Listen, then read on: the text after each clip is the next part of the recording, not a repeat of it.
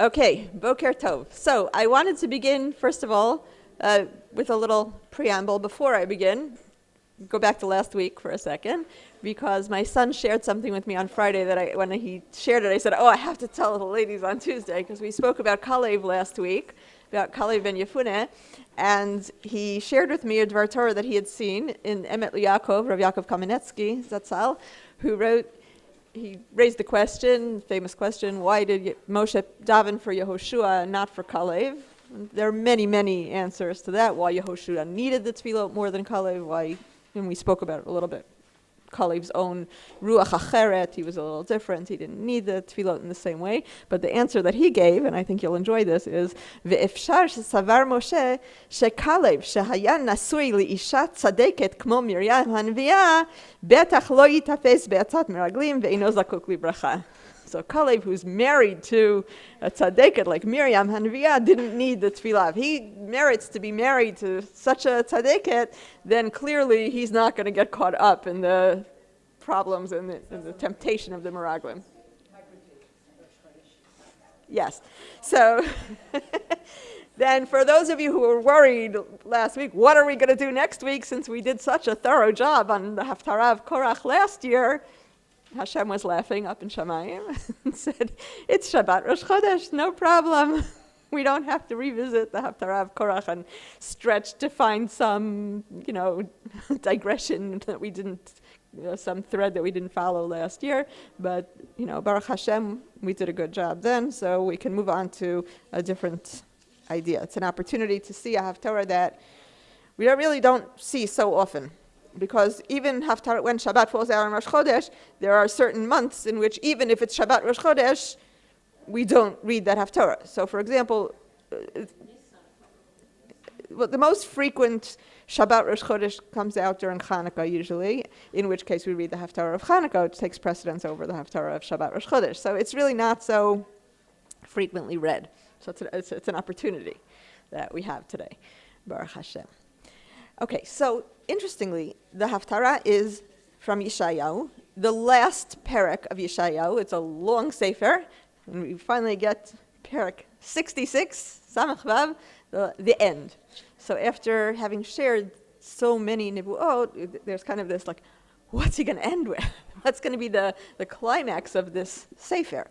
So Rav Ariel, in his sefer on Yeshayahu, which is called HaMevaser, he says that Yeshayahu, you see in the last perek, it's almost a review of many of the thematic ideas that he presents throughout the entire sefer, and particularly there are echoes of psukim in perek Aleph that are heard at the end of the sefer with a little bit of a different intent. So we're just going to run through. I didn't give you the psukim, so you'll have to listen. This is the sharpening your auditory skills, and we'll just go through some of the ideas of the Sefer, the themes of the Sefer that are reflected in the Haftarah, and then hopefully on Shabbat when you go to Shul, you'll be able to see it and say, that's what she was talking about. Okay, so the Perek begins with a beautiful image. Ko Amar Hashem, Hashamayim kis'i, v'ha'aretz hadom raglai. My seat is up in Shamayim. Now this is a metaphor. Hashem doesn't have a throne. Hashem is not, there's, ein lo dmut ve'ein lo guf ve'ein lo dmut shel guf. The HaKadosh Baruch Hu doesn't have any physical characteristics. He doesn't need a chair to sit on. But Hashem says, metaphorically, the heavens are my throne and the earth is my footstool. And then he says, Eize bayit asher tivnu li ve'eize makom menuchati. What's the house that you could possibly build for me? I'm just, you're just listening. Sit back, enjoy. As the Navi would have, that's kind of a stretchy simile, but okay. The Navi spoke the words to the people, so we hear them resonating in our voice, in our ears. The heavens are Hashem's place of residence, and the earth is my footstool, says Hashem. What's intended by this is Hashem says, I'm so grand. The earth, you on earth, you're just a footstool for me. You're insignificant. You're going to build me a house, And the Malbim explains, again, this is one of the themes of Yeshayahu, that the Mikdash is a symbol, really. It's a place where we go to connect to Hashem. It's not an end in and of itself. So he says Hashem can't be contained in the Beit HaMikdash. Hashem is everywhere. And Hashem controls everything. And don't think that by going to the Beit HaMikdash or building the Beit HaMikdash, that's the be-all and end-all. And this is definitely, it's a message for well beyond the time of Yeshayahu. If it's true at a time when the Beit HaMikdash is standing, al achat kama v'chama, that this is an important message when the Beit HaMikdash is no longer standing. For us, that we shouldn't think that if the Beit HaMikdash is no longer standing, that's it. Chalila, there's no way to connect to Hashem. That would be terrible. That's not. It's a terrible untruth. We can still connect to Hashem. Hashem is everywhere. The Beit HaMikdash is a tool, and it's a very profound and tool that enables us to connect to Hashem in ways that we cannot without it. But we can't lose sight of the fact that it's a means to an end. It's not an end unto itself, and that it's a theme that we'll see again a little bit later in our discussion. But that's that's the first idea that Yeshayahu speaks about throughout the Sefer, that he begins his conclusion with. Hashamayim kis'i v'ha'aretz hadom raglai. The heavens are my throne, and the earth is just my footstool. The second theme that Rav Ariel notes is the theme of anava, of humility, which again, Yeshayahu speaks of throughout the Sefer, that Hashem makes himself known and felt through those people who are humble, not arrogant. One of the major faults of the people at the time of Yeshayahu was their sense of arrogance, their sense of, I'm so important that I can override the laws, especially the wealthy people who persecuted the simpler people, the poorer people. That was Oshek was one of the big crimes at the time of Yeshayahu, the oppression of the wealthy over the poor. Actually, I've also there's an exhibit. It's from Bayit Sheni, but it still gives you that same image. In the old city, under it's under Yeshivat HaKotel, I think, right? There's the exhibit of the Hellenistic homes and the homes of the Kohanim, so the homes of the elite, and you walk through it and you get a sense of the grandeur. They have uncovered mosaics and frescoes, and they're beautiful, magnificent homes. And you see, you really start to feel like, wow, they lived, feels like the 5 towns of that time and place. And right, no offense to the 5 towns, it's a wonderful place, but there is a sense of this luxurious living, and then you think of the poor people living on the other side of town, who had to sort of pass this every time they went to the Beit HaMikdash. There's a sense of the class distinction and the kind of persecution that Yeshayahu describes, where the wealthy lived to excess while the poor people were suffering. So the idea of Hashem revealing himself through the anava as a positive value is a theme that appears frequently in Yeshayahu. And here at the end he says, Ve'el ze abit, this is the one to whom I shall turn, says Hashem, El ani unechei ruach v'chared al dvari. So the term charedim appears a few times in this parak, in the Haftarah. The meaning of charedim here, Rashi explains, charedim are those the tzadikim hamemaharim becharada lehitkarev el dvarav, those who tremble with alacrity to fulfill the word of Hashem. And of course that is a term that has been sort of appropriated in our times by a certain segment of society who see themselves in that light, but it's not, Yeshayahu is certainly not limited to, it's often, like I say, when the Ramchal speaks about the Chassid, he's not talking about, in Mesilat Yesharim, when he talks about Chassidut, he's not talking about people who are wearing shtreimels and have payas and the whole garb. He's talking about people who are spiritually elite, those people who are trying to grow and develop themselves spiritually. It's a much broader term than the way that we have come to apply it. So too, when Yeshayahu says charedim, he's not talking about a specific group, the way that they're identified in our times, rather anyone who trembles with alacrity to fulfill the word of Hashem. That's the only group that he means. Anyone. It could be somebody who doesn't look the part. He's not wearing a certain uniform that labels him as belonging to a certain group. But he is somebody who trembles with alacrity to fulfill Ritzon Hashem. He's Haredi in the true sense. So that term comes up here a lot. And that Hashem says, it is to him whom I will turn at the end of time. He will be the one through whom I will reveal myself. Yeshayahu then reviews, again, another theme that appears throughout the Sefer, which is the Avodat HaKorbanot and the lack of sincerity. Just as he opened up with this idea that the Beit HaMikdash is not the be-all and end-all, very often in the Sefer, Yeshayahu, especially in Perek Aleph, famously, Lama li rov zivchechem, Amar Hashem, Hashem says, what do I need all your korbanot for? Because the people were offering korbanot without any feeling in their heart. The idea of a korban, the root of the word korban is karov. It's meant to bring us closer to Hashem. The idea of a korban is that we have a feeling inside of us, and it's so strong that we want to give it some sort of physical expression. It's like I remember when I first made Aliyah, and I was standing on my mirpesset looking out at the beautiful view and feeling so overwhelmed by emotion. That was like, I think it was really the first time in my life that I turned to my husband and I said, I wish I could bring a korban. Because it has just so much feeling, so much emotion, and we don't have a way of expressing that today. We can daven with a lot of kavanah, but it's somehow not the same as doing something physical to show, like, I felt like how can I channel all this feeling? So that was really, I really wish I could give a korban. So that's what Yeshayahu says in his time. You can't come to the Beit HaMikdash and just go through the motions of giving a korban and not have that feeling, then it's meaningless. The whole point is an expression of closeness to Hashem, of drawing close to Hashem. So he repeats that theme here.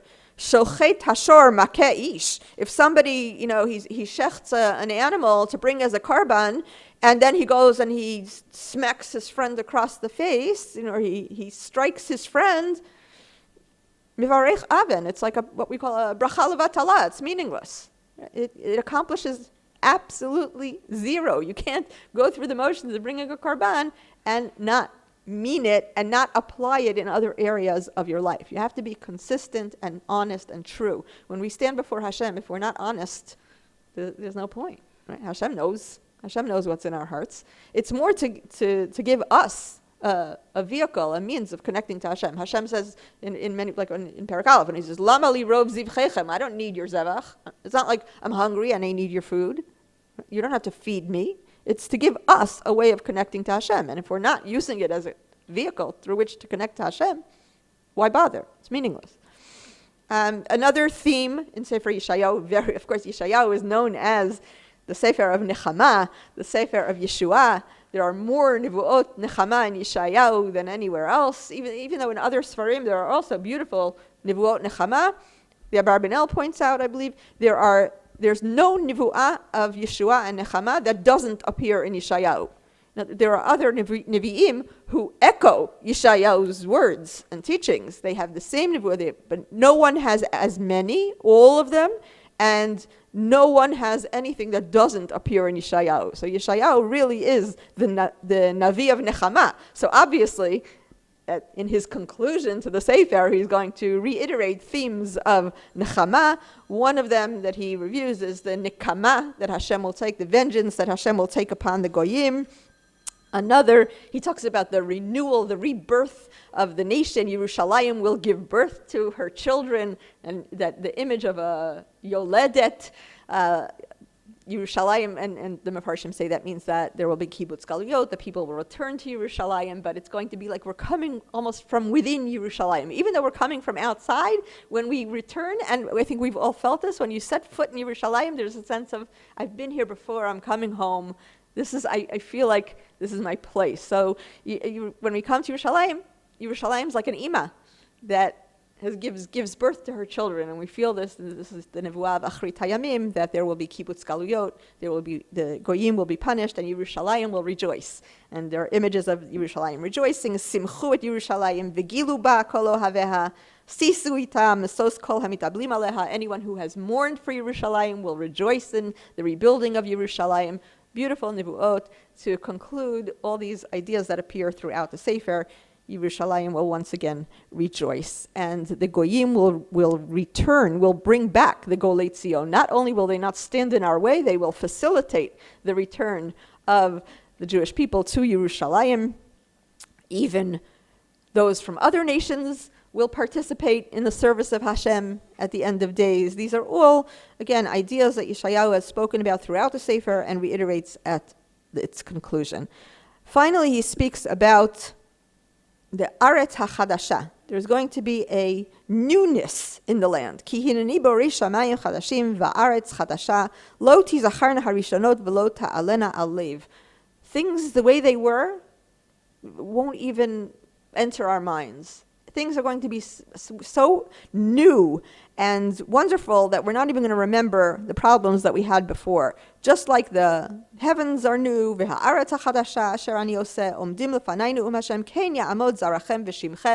Hashem says, your children and your reputation, all the things that will be restored in the time of Mashiach will be forever like the heavens and the earth, and everything will be amazing. There are many changes that Yeshayahu speaks about throughout the Sefer that will occur during the time of Mashiach. The fact that there will be peace in the world, the fact that obviously the goyim won't stand in our way, they won't bother us, the great wealth that Yisrael will enjoy, the honor, the respect that Yisrael will enjoy.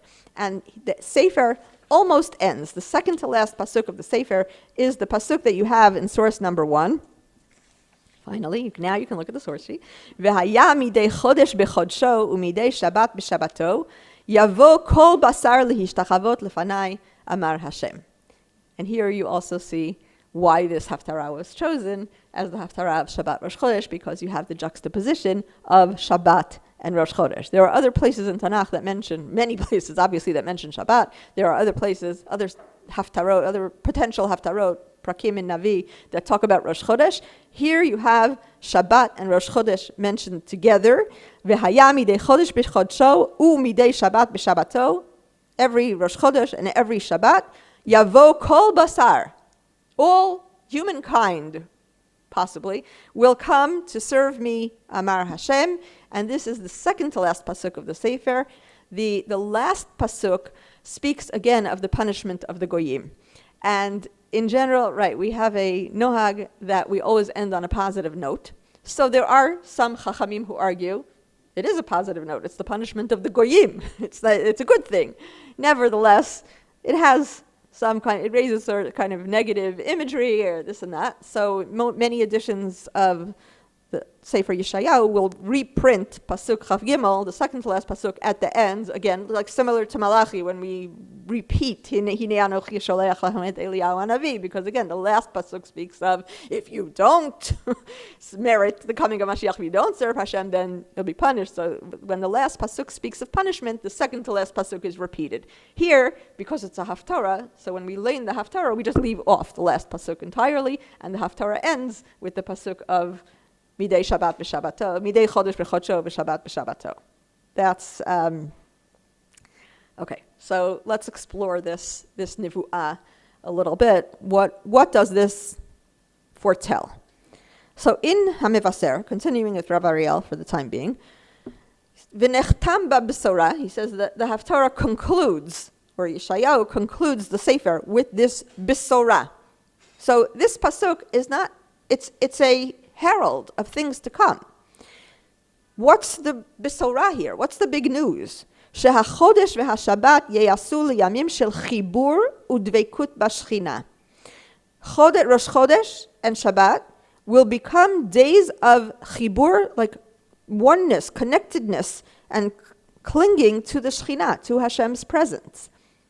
So, what's the chiddush, right? Rosh Chodesh and Shabbat have long been days that on which we try to connect to Hashem. And in fact, he gives many examples. For example, one of the examples that he brings from Melachim Bet, one that you may remember, it's an image that kind of sticks, when the Isha Shunamit, that Elisha has provided with a son, and then the son died apparently of heat stroke, right? And she doesn't say anything to her husband. She says, I'm going to the Navi.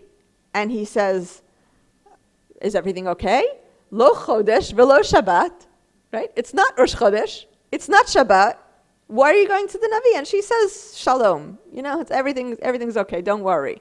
Right? She doesn't tell him in the Bitzin, the whole nace occurs Bitzina. That's a different story. But the implication, when he says to her, Lo Chodesh velo Shabbat, it's not Rosh Chodesh, it's not Shabbat, why are you going to the Navi? So what does that imply? That on Rosh Chodesh and Shabbat, she did go to the Navi.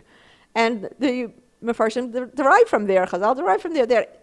Rosh Chodesh and Shabbat were days upon which people gathered. They went to the Navi, and the Navi taught Torah, and it was a day of connecting to Hashem through Torah, through spiritual growth.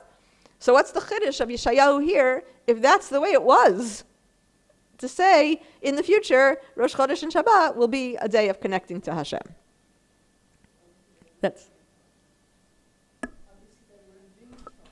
Okay, so one approach is certainly, yes, it wasn't being used for that purpose. And this is going to be a chidush of its original purpose. That is the purpose of those days. And in the time of Yeshayahu, the Isha Shunamit was many years before Yeshayahu's time. So perhaps by the time of Yeshayahu, people were misusing those days. They certainly were. We know they were. Yeshayahu many times rebukes the people for misusing the holidays, and you use them just to party, and you use it for your own purposes and for your own self-gratification instead of for drawing close to Hashem. So the nevuah is that there would be a chidush of its original purpose. We're going to come back to that idea. He also mentions Yechezkel, a beautiful nevuah. The nevuot of Yechezkel, at the end become very complicated when he has all these nevuot of the third Beit HaMikdash and the dimensions. It becomes very mathematically problematic. It becomes problematic because of terms that he uses that we don't normally associate with the Beit HaMikdash. There's all of a sudden there's a Nasi. We don't know what role he fills exactly. There are all kinds of new issues in Yechezkel. One of the things that he foresees about the third Beit HaMikdash is that a certain gate, he says, Sha'ar, it's like right in the middle, the line begins, V'hashabat, Ko Amar Hashem, Adonai Hashem, Sha'ar hechatzer hapnimit haponek kadim, Yiyeh sagur sheshet yemei ha'maaseh, Uv'yom hashabat yipateach, Uv'yom hachodesh yipateach. There's going to be a certain gate, and one of the inner gates of the Mikdash facing east, which is to remain closed all the days of the week, 6 days a week. It will only be opened on Shabbat and on Rosh Chodesh. So it's another juxtaposition of Shabbat and Rosh Chodesh, and the idea of a gateway to Hashem, a gateway to the Mikdash, which remains sealed on the 6 days of the week, but that gateway is opened on Shabbat and Rosh Chodesh. So, of course, this is a physical description of a gate, but the spiritual implications are clear. That there are certain barriers to getting close to Hashem during the 6 days of the week that are removed on Shabbat and Rosh Chodesh. That this is a time when Hashem is somehow more accessible. And this is something very profound that we should really feel in our own lives, that Hashem is more accessible, always. Again, Yechezkel is speaking both in terms of an image, it's real, it's concrete, but at the same time it has symbolic meaning, which is that we can reach Hashem more easily. We can feel the presence of Hashem more easily and more profoundly on Shabbat and Rosh Chodesh. So those are all similarities between Shabbat and Rosh Chodesh, times and examples of times, how it shows in Tanakh that's a time of connecting with Hashem. Rav Ariel then goes on to point out one significant difference between Shabbat and Rosh Chodesh. That's also very, very important, which is that Shabbat is something kavua, Shabbat is always going to be the seventh day of the week. Hashem rested on Shabbat, and therefore we rest on Shabbat. It's sort of imposed on us. It's a set feature of the calendar. We have no control over it. What the Gemara calls kviya v'kayama. It is kavua, kayam. It stands exactly as it always has. Shabbat never changes. Rosh Chodesh, on the other hand, is flexible. Right? It depends on our sighting of the moon. Obviously now it's based on calendrical calculations, but ideally Rosh Chodesh is established by our testimony. We go out, it doesn't have to be, a big tzaddik. Somebody sights the moon, and then he calls in the experts, and it's determined, is that the new moon, and then it's pronounced by the Sanhedrin.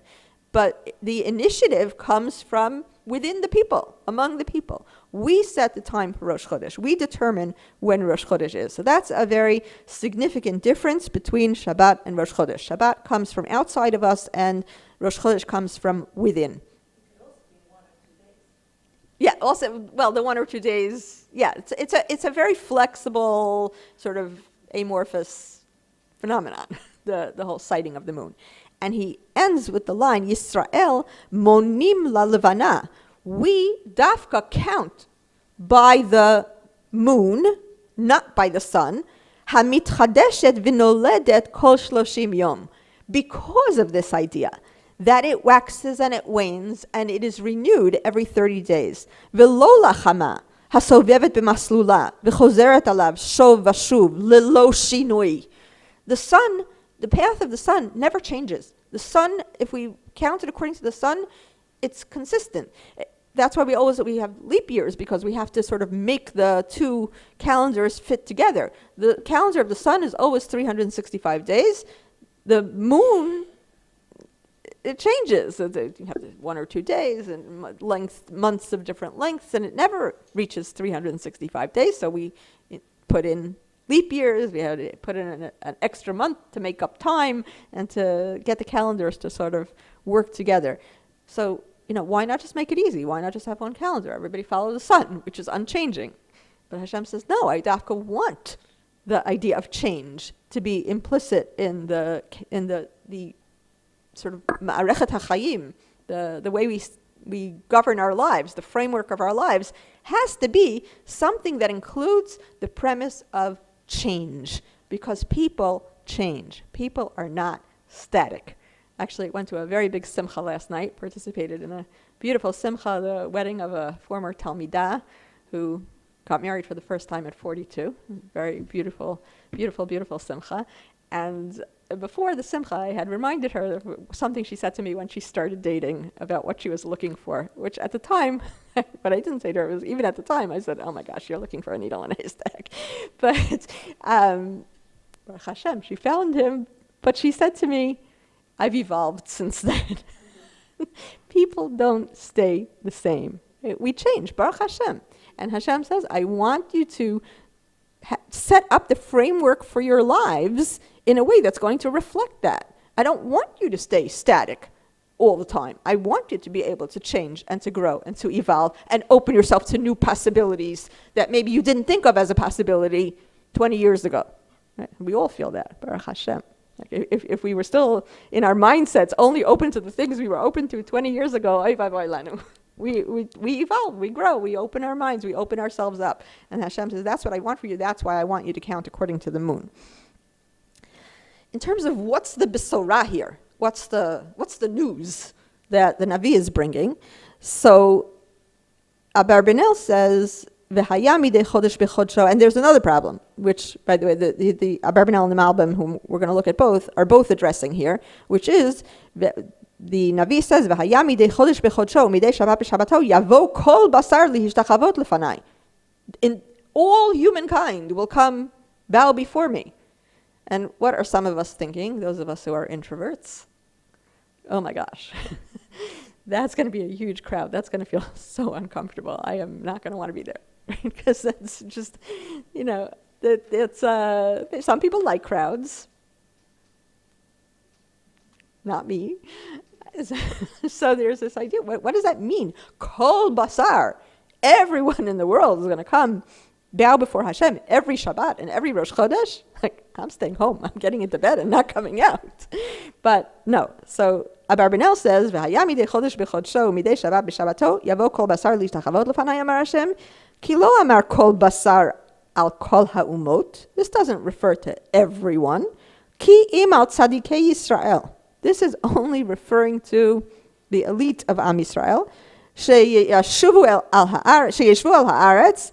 V'hu al derech vayivarech kol basar shem kadsho leolam va'ed. Just like David says in Tehillim, that everyone is going to bless the name of Hashem, and there too, Abarbanel says, not talking about everybody in the world, it's talking about us. V'hakavana b'chan sheyatmidu bazeh mipnei chasidutam, and again, these are not chasidim, not chasidut in the sense of chasidus, but chasidut, those people who develop themselves spiritually, udveikutam bo yiparach. Not that the Hasidim don't, but it's not limited to that. So, and they're the people who cling to Hashem. Not that every yatmidu bazeh means this is going to be a permanent feature of their lives. It doesn't mean that it has to be every single Shabbat and every single Rosh Chodesh, but as a sort of permanent feature of their lives, these are people who are going to show up, and they're going to come to the Beit HaMikdash and serve Hashem. The tzaddikim in our nation. So he really actually limits the words of the Navi to a pretty great extent. And Malbim, who usually agrees with Abarbanel, in this case diverges, and he says, "V'ayami de chodesh b'chodsho shebechol chodesh v'chol Shabbat yavo anashim chadashim min akum," that this is talking about the umot ha'olam. This is talking about people who were formerly ovdei kochavim u'mazalot. But in the time of Mashiach, every Shabbat and every Rosh Chodesh, there's going to be a new surge of people who will recognize Hashem. And it could be anybody from all over the world. Asher yishtachavu lefanai lekabel ha'emunah ha'amitit. There are people who will receive the true faith, ulahashlichat atzabehem, and they'll throw away their idols.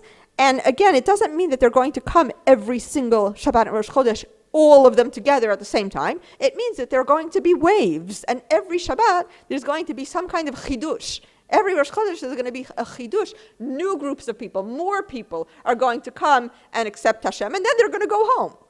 And they're going to adopt their new way of life. They're going to take it with them. It doesn't mean that they're going to come back every Shabbos to the point that we're going to feel, we introverts are going to feel, oh my gosh, I can't go. It's going to be such a crush.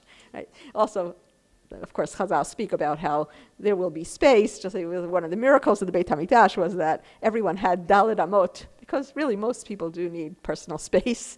So in the Beit HaMikdash, there was as many people as would come and fill the Heichal. It never felt crowded. Everybody had that Daled Amot of space around them. You were able to bow for Korim u'Mishtachavim, and no one bumped into each other.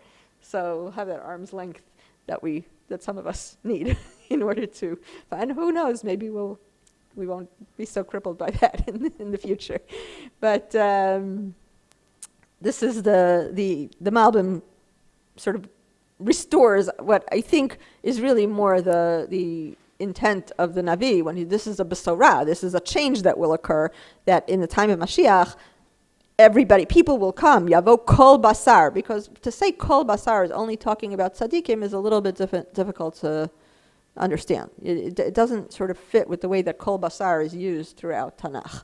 So kol basar generally means all of humankind, kol bnei adam, and we'll look a little bit later at why specifically the term basar is used. In Seder HaHaftarot, Rav Mendel Hirsch, whom we quote frequently, so when he deals with this Haftarah, he gives a little introduction before he starts explaining the psukim. He does this sometimes, not always.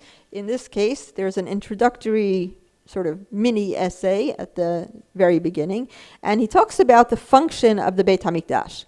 Habayit, meaning the Beit HaMikdash, not the home. Va'avodot HaKodesh hasimliot shebo, and the holy work, that the symbolic holy work that takes place there. And here he's explaining again, as always, according to his father, who saw many of the mitzvot as symbols. HaKorbanot, so the korbanot again are symbolic, and if you strip them of their symbolic meaning, then you strip them of their meaning altogether. Just to go through, this is an act. Many mitzvot, there are mitzvot that don't require kavanah, right? And we say even mitoch shelo lishma ba lishma, better to do a mitzvah without kavanah than not to do it at all, because the act itself has value. But korbanot is one of the few that we say without the kavanah, it doesn't have value. Because what are we doing? Providing Hashem with food? It's ridiculous. The idea is absurd. It's clearly a means of expression for us, and if we rob it of its symbolism, of its meaning, then there's no point. We take away the point entirely. So the korbanot hayu tzrichim liot emtse'ei limud atzumim ubilti poskim. The korbanot were meant to be an educative tool. You see here the influence of his father, the great educator of Shimshon Raphael Hirsch. Right? The korbanot were meant to be an educative tool, lechanchenu, to train us, lekiyum ne'eman shel kol chukei Hashem, to how to keep mitzvot, how to perform avodat Hashem. Hem otot azhara kvuim l'risun atzmi. They teach us how to restrain ourselves, right? How to sort of put limits on our behavior. L'kidush hachayim hamitbatzeh al yesod musariyut tznu'ah. How to conduct a moral, holy life. Kidush chayim ze kemitzvat Hashem ein bitui bricha mima'arechet ha'olam o sagpanut. Don't think that serving Hashem, living a sanctified, holy life, means that you somehow have to run away from the framework of daily life, or that you have to become some sort of ascetic. No. Bituyohu, again, so clearly his father's son, Bituyohu hagshamat drishot hatzedek ve'ahavat hareya, ka'asher mul ha'inayim nitzav tamid hayayut ha'atik bioter v'habsisi shel heyei bracha. Go out into the world. We have a mission. Hashem said to Abraham Avinu, heyei bracha, be a source of blessing for the world. Because when you go out and you interact with people in a way that is righteous and above board and with love, and you connect with people on that basis, you show them what it means to be an Adam Yashar, a straight, honest person, a believer in Hashem who conducts himself in accordance with Hashem's will. That's what I want from you. That's when you become a source of blessing to the world. It's what you do when you leave the bayit. Do you take it with you? That's what's important, says Rav Hirsch. This is our lofty, elevated mission in the world. And this is what the Beit HaMikdash is all about. What goes on in the Beit HaMikdash, he says in the underlined lines, everything that we do in the Beit HaMikdash is a form of teaching. It's a call that goes forth from the Mikdash. Neder v'hitchayvut, a sense of commitment, mitzad mevi hakorban, from the part of the person bringing the korban, la'amet et hakriya hazot b'chayim ba'atzmam ve'im hachayim ba'atzmam.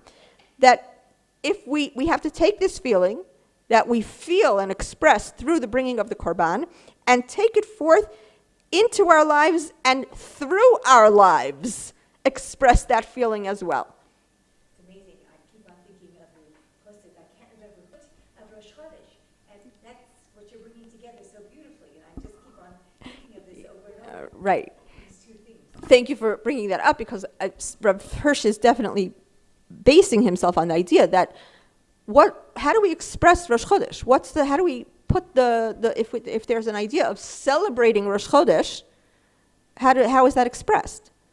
It's not like Shabbat when we have a whole sets of mitzvot that we have to do, right? The Zachor, V'Shamor, and all the positive mitzvot and negative mitzvot of Shabbat. Rosh Chodesh, what's the mitzvah of Rosh Chodesh? The Korban. That's it. That's what, when we daven Musaf today, that's the only expression we have of Rosh Chodesh, is the Korban. So the whole idea of the Korban becomes, this is what I need you to understand, what I need you to connect to in order to properly observe Rosh Chodesh. We have to feel that sense of Korban Tamid, and in this case it's a Korban Musaf, which we can only give on special days, because there is that additional opportunity for connecting with Hashem on those days, which doesn't exist during the remainder of the week. Like Yechezkel expressed, there are barriers during the week that are removed on Shabbat and on Rosh Chodesh, and the only way we can give expression to that is through the korban. But again, the idea here is that the korban is not something that remains in the mikdash. Yes, it's a way. So like when I stood there on my mirpaset and I said to my husband, I wish I could give a korban, what did he say to me? You'll have to find some way of expressing through how you live your life here all that feeling that you're feeling now. Right? Whether it's volunteering in a chesed organization or getting involved in teaching Torah here, whatever that vehicle may be for different people, it will be different things. But that's what's important, is taking that feeling that reaches a certain pinnacle when we can bring a korban in the Beit HaMikdash, but it can't end there. It's not like, I brought my korban, I'm done.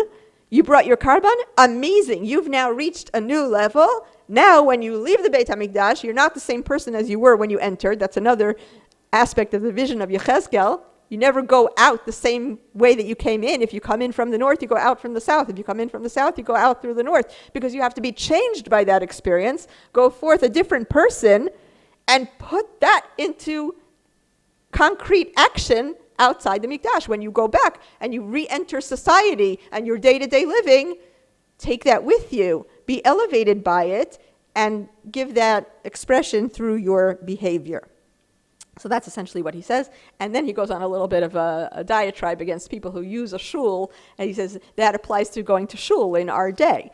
That if you just go to shul and say, I went to shul, I did my thing, I'm done now, the rest of Shabbos, now I can really enjoy Shabbos and do my thing, party or whatever it may be. He said, and in of course, Rav Hirsch, this is a little bit of an anti-reform polemic, where you go to temple and that's where you're a Jew, but then when you go out to the street, you're German and you go about your business and you left your religious feeling in its little box where they say that that's fine, and he says that's absolutely a complete perversion of what's intended by a Beit Knesset, which is a Mikdash Me'at.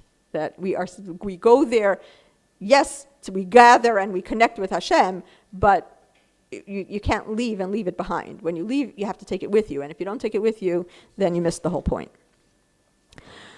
Okay, so we'll just summarize some of the rest. This idea is connected to Chidush HaLevana. And the Pasuk, again, Yeshayahu is saying, we're looking for the Chidush here. So he says, every Chidush Levana, Kol Chidush Levana, hu kri'a liYisrael hitchadshut atzmit ulhitorut. Every time the moon renews itself, that is a kri'ah to us. We are supposed to take note of it. That's why it's so important. We have to go out and sight the moon and say, I see the new moon. It's not something that Hashem could very easily have said to us, these are the dates, or this inspired us with the dates of the calendar, or how the calendar works, or some kind of system that didn't require this constant renewal. But he wants us to go out and look at the moon, because it's saying to us, you have to follow the example of the moon. Just as the moon waxes and wanes, you're going to have periods where, you might fall into a little bit of a slump, but then you have the opportunity to grow again. He said, I see the moon. It's tiny, but it's beginning to grow. And that's the symbol for us.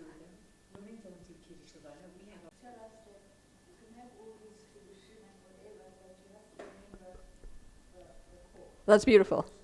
Right. The hitchadshut has to, it's not a hitchadshut of innovate a different way of doing things. Yes, it's a hitchadshut of what is. Beautiful. It's a hitchadshut of what we are, what really lies at our core, which is Shabbat as testimony to Hashem as creator of the world. Very beautiful idea. Thank you. Rav Hirsch, Rav Mendel Hirsch says, see what my father wrote on the mitzvah of Kiddush HaChodesh, and what he's referring to is that this idea that if we didn't have this constant source of rejuvenation, then our avodat Hashem would become old and habitual, and it would slack off, because anything that stays the same all the time, that's kavua, is hard. That's why Shabbat also, we're supposed to, there is a sense of like, this Shabbat shouldn't be the same as last Shabbat. Right? Even though the formal structure is the same. There's something, when we go into Shabbat, we should feel different. Because if we celebrated Shabbat properly the week before, then we're not the same person after Shabbat as we were before. So we're going into the next Shabbat as a new person and feeling it, experiencing it differently.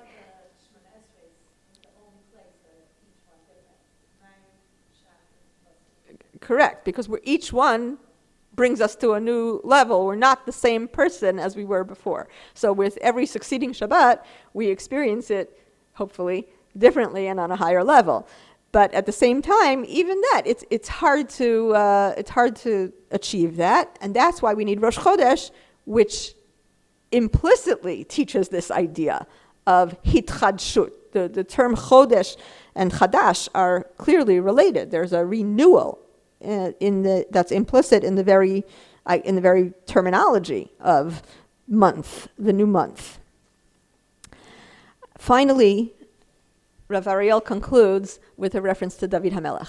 In Kiddush HaChodesh, by the way, the Shulchan Aruch does reference the observance of women, that women refrain from melacha on Rosh Chodesh, at least for a period of time, and that is a praiseworthy custom. And their ideas also, I didn't want to do a whole thing just on Rosh Chodesh. We really should do that another time, but the whole medrash of how Hashem made the moon smaller, and the moon represents the role of women in the world, but that towards the time of Mashiach, the role of women will be made greater and restored, so right, that idea of the women were rewarded. It's not so much rewarded, it has to do with the idea of kapara, that Rosh Chodesh is mechaper for the sin of Chet HaEgel, and the women don't need that kapara. So the women are, that's why we're not so involved with Kiddush HaChodesh, because we're not involved in that process of kapara that the men required. We didn't participate, so it's but again, that's more related to the topic of Rosh Chodesh as a separate topic, and not necessarily to Yeshayahu's vision. So at the end of his essay, towards the end of his essay, Rav Ariel cites the role of David HaMelech with regard to Kiddush HaChodesh. In Kiddush HaChodesh, David Melech Yisrael Chai V'Kayam, and there's a lot of the singing and the dancing that is experienced at the time of Kiddush Levana, which is, of course, what makes it like, oh, that looks like fun. I want to be a part of that. But it isn't. It should be a joyous expression of observance at that time. And he says that the reason it's like almost, it should feel a little bit like a wedding when we are Mekadesh the Chodesh. He says the reason that David HaMelech is associated with Kiddush HaChodesh is because David Yodea Lakum Me'afar. Mikimi Me'afar Dal. Right? I know David HaMelech gets knocked down and rises up. Hu Gdol Ba'alei HaTshuva Be'ofen Ishi. He is the most profound biblical role model of Baal Tshuva, descended from, of course, Yehuda, who's also Baal Tshuva. V'chein Ba'ofen Le'umi. B'kanfei HaGeula. Tashuv Malchut Beit David Limchona Kikedem. And that's the Nevuah here, right? That Rosh Chodesh, as we said, will be restored to its original intent of everybody, not just some people, not just certain segments of the population will see Shabbat and Rosh Chodesh as opportunities for connecting to Hashem, but all of the Jewish people will come to connect with Hashem on Shabbat and Rosh Chodesh.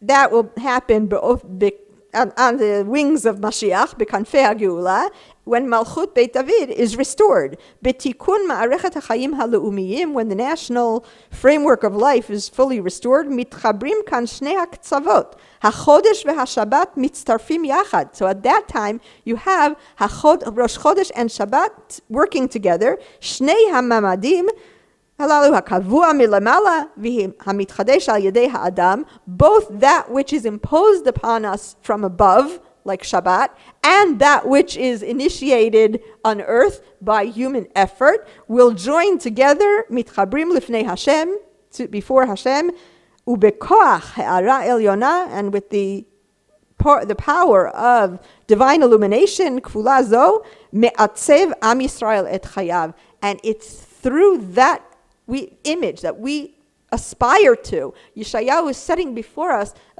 an ideal towards which we should aspire, and that's how we design our lives. I design my life with the goal of midei chodesh v'chodsho v'shabbat b'shabbato. That I want to reach that goal of connecting to Hashem monthly, weekly, through divine inspiration and through my own commitment and expression of devotion to that ideal. And Be'ezrat Hashem, we should see the full realization of this Nivuah b'mhera b'yameinu.